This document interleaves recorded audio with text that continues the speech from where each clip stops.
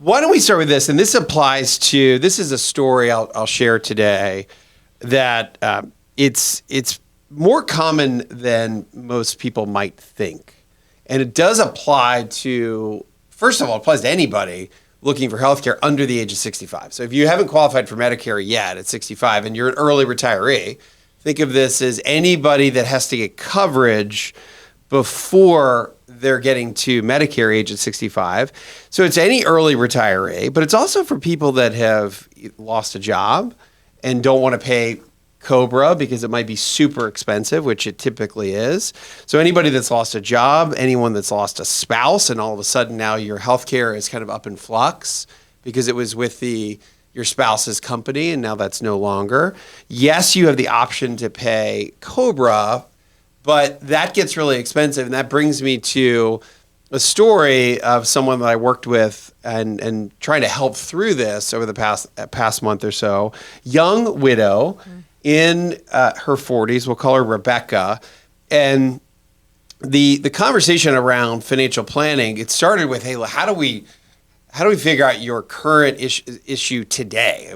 We'll talk about retirement in a minute, but let's figure out how are you paying the bills right now? What are your biggest costs? And for her and her two children, still young, one in elementary, one in middle, the biggest cost was, hey, the COBRA I'm being offered is like $2,500 a month. And that's her husband. That was her late husband's. And that was by far the biggest line item in their budget, even though she wasn't working.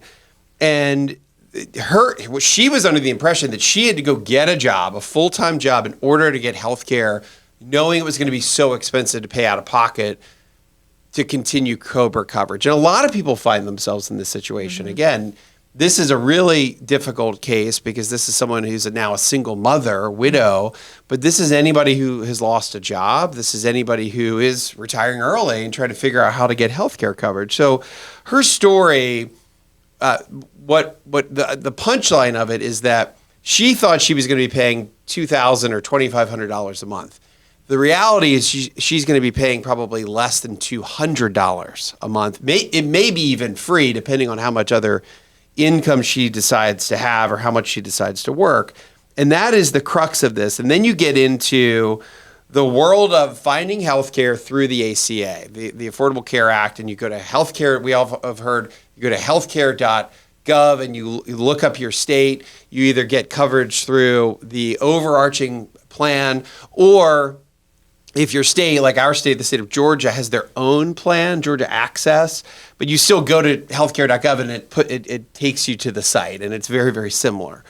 So the policy question, and this goes back to the government shutdown a couple months ago, the policy fight was about these subsidies. So what happened is that we had a certain level of subsidies, depending on your income, based on the FPL, the federal poverty limit, between if you were anywhere from 100%, so right on the federal poverty line as far as your household income, all the way up to 400%.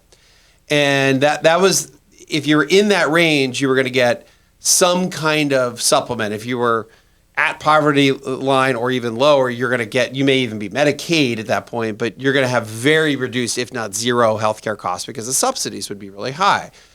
So instead of paying $1,000 a month, you might pay $50 a month or zero. And then those got expanded. Those got expanded during COVID. So it made it so that the subsidies were even greater.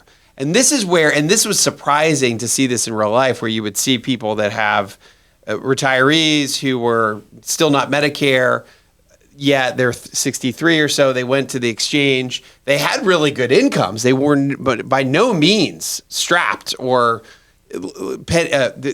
on the line of not being able to pay their monthly bills.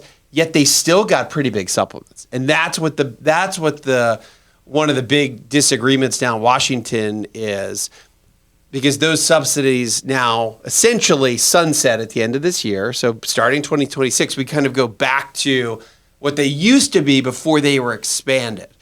They're still significant though, and I think that's the message I have here today.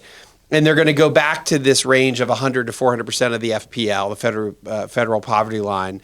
And in some states it's 133% to 400, but it's going back to the way they used to be.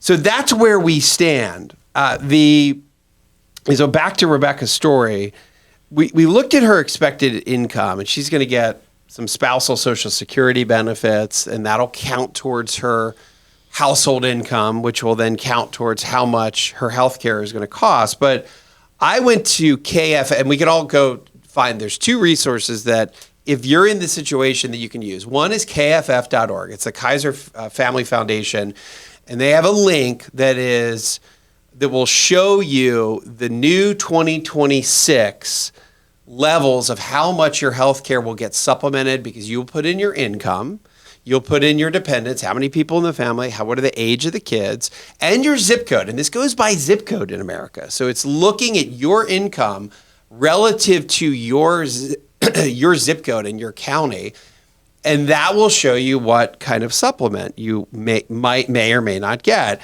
And after putting in this data for Rebecca, I got to the point where it was showing something closer to $190 a month. It's way better, obviously. 95% cheaper than $2,500 a month, depending on how much, let's say, part-time income. So what does that mean? One, dramatic cost reduction, huge relief for her and her family. Two, another relief that she might not have to go, she doesn't necessarily have to go back to work full-time just to get health care, or at least right away. And she can choose now to work part-time and then supplement that income. Now, that gets a little tricky too. How much do you want to work? How much income do you want, so that those subsidies either stay in place or they start to go away? You go to kff.org, you put in your income, and this is important when you do this to try to be as accurate as possible, because if you underestimate your income, let's say you say I'm going to make $40,000 will be my total income for the year, and you end up with a really big supplement throughout the year, but you end up making $60,000. They will come back and increase. You'll have to pay the difference of what it would have been if your income was in fact higher that you had stated. It works the other way too. If you say I'm going to make $50,000 a year and you get some level of supplement and you end up making 25, you can end up getting a credit for your healthcare coverage at the end. But you do want to be accurate about it. And I love that calculator to give you an idea of what it's going to cost. The second, and again, I'm not in the healthcare industry, so I'm not an expert at this, but I've helped a lot of families navigate this. So I think this should be really helpful. And then I talked to a healthcare consultant that does this full time to see if the numbers at KFF were accurate. And it turns out they really were. They're within a few dollars when he ran this through his system. But I think the other thing to look at would be there's another organization called the NABIP, which is the National Association of Benefits and Insurance Professionals, NABIP.org, where you can find someone in your area to then not only go through the plans that are offered in your area, but figure out what company and what level of plan makes sense. And it goes beyond just the cost. So if you're in a metro area, you're going to get you may get 8 different carriers. If you're in a really rural community, it may be 2 or 3 carriers. But even then, Krista, you have to make a lot of decisions on the level. Is it gold, silver, bronze? What is the monthly premium? What's the maximum out of pocket? And then more importantly, or most importantly, does the plan that you choose keep the doctors you like? Mm-hmm. And or keep the medications you like. If they're maintenance medications, and these are common, any plan should be fine. They shouldn't be expensive. But if you have one of those, I would call them TV prescriptions, any prescription that you see commercials on regularly, those are the really expensive ones. Mm-hmm. Those are the injections. Those are the biologics. Those are the $1,000, $2,000 a month medications. Mm-hmm. Some plans will cover them. Some plans won't. So when you go through, either you call someone through the ACA or you get an independent advisor through NABIP, they will help you navigate not just the supplement that you may get relative to your income, but navigate the plan options and the company you choose to get health care from. and it's doable. I said, well, how long would it take if I wanted to start today to get an insurance card? 2 to 3 weeks.